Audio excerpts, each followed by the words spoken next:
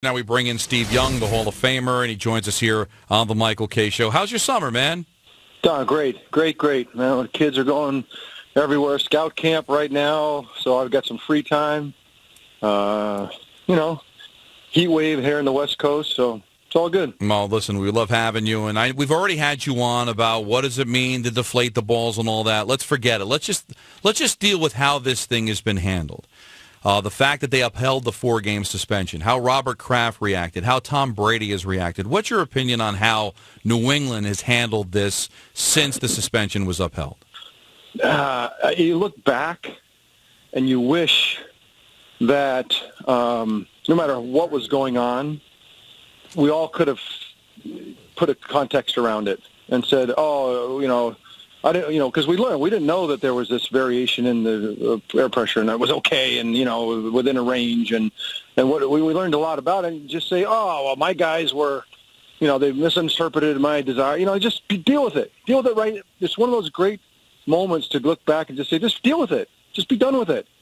And but unfortunately, it's never the like you said, Don. It's not the thing that happened. It's how you deal with it. Mm-hmm. And now, the idea that the Patriots, because of their history, took the tack that, zero tolerance for anybody to speak anything, and we're not giving you any help. We're not going to cooperate with anything. You guys are, you're on, forget it.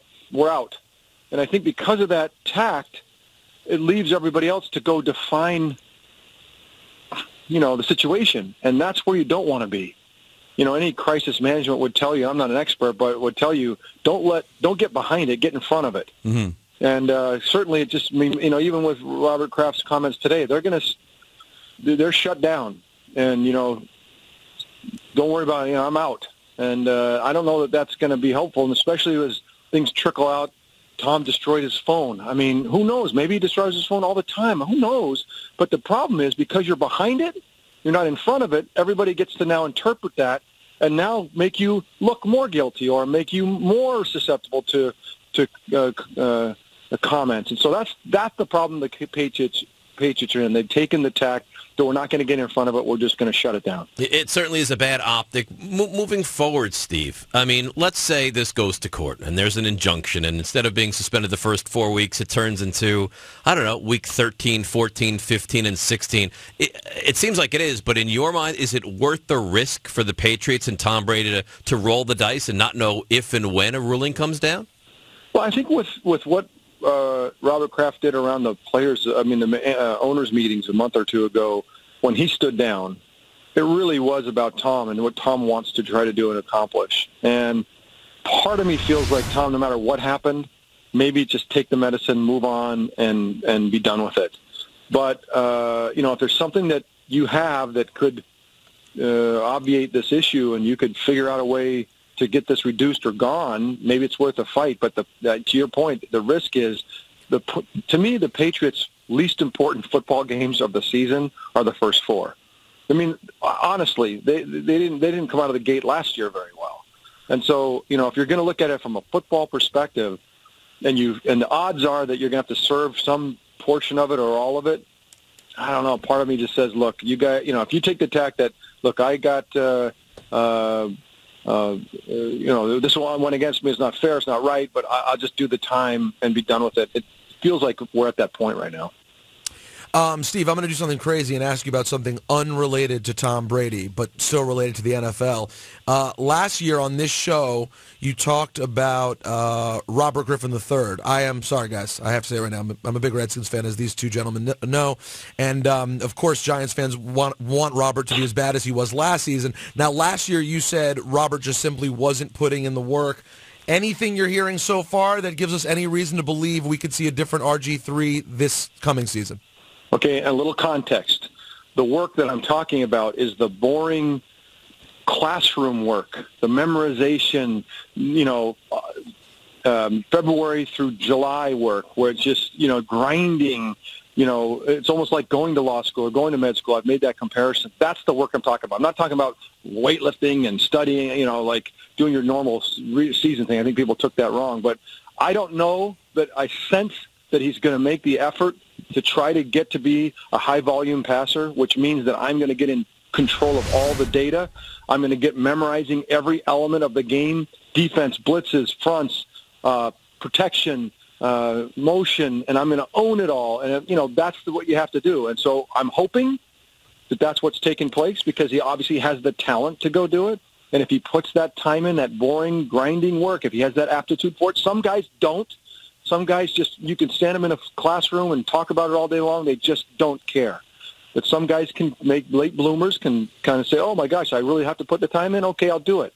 That's the dream right now for Robert Griffin, that he's doing that right this minute, and that he's been doing it for the last 5 months, and he's been serious about it, and he's in what I call reflexive recall. He's gotten to a point where he can now reflexively recall all the stuff that he's now memorized in a game situation. So now you can start to pick on defenders. You see the great ones do it.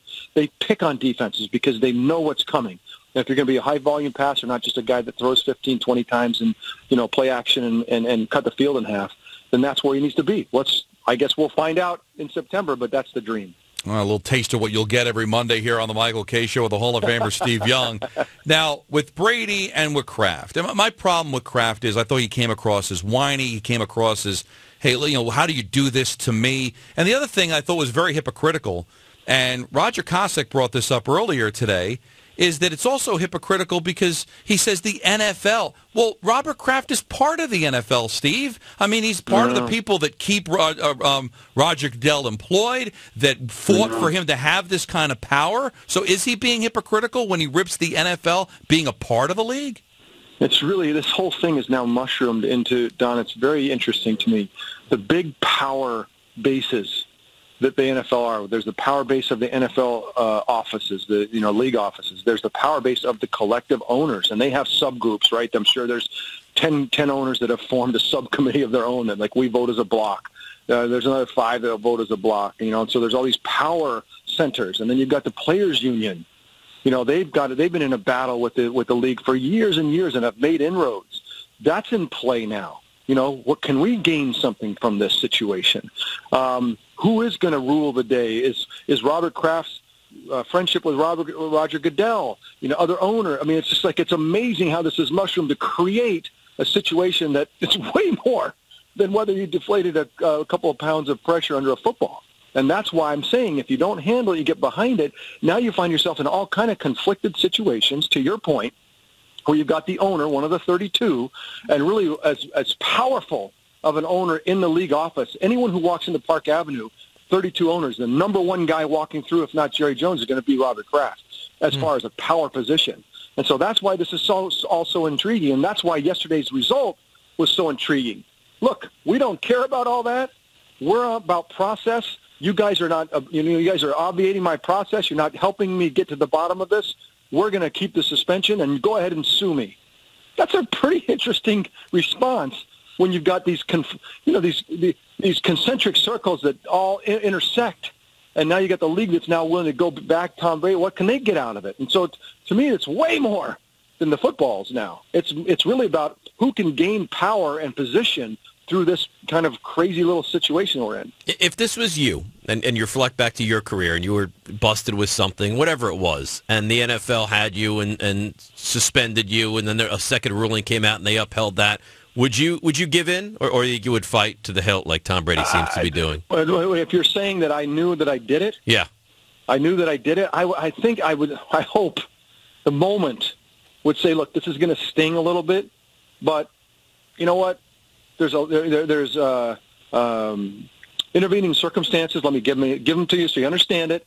I'll take the blame. I get it. I'll take it, and then take the hit and just move on and say, look, I screwed it up. If I did it, if I didn't do it, I'd do what Tom's doing and saying, look, no way, I'm not standing for it. I didn't do it, and so. But I think that the big question you have is, do I cooperate? And I think that's where people kind of go wrong. If you look at all the big situations, politically even, it's not necessarily the break-in, it's the cover-up. You know what I mean? And so I'm not saying that's the situation here. I'm just saying that when you don't cooperate, you put yourself behind rather than front. And I want Tom and I want Robert Kraft and I want the Patriots to be in front and they're worthy of it. They've done, what they've done as a team. Remember when they introduced the team at the Super Bowl, changed the nature of the me generation. They've done some incredible things for football, and I want them to be in front of this situation. It seems like somehow they've gotten behind it.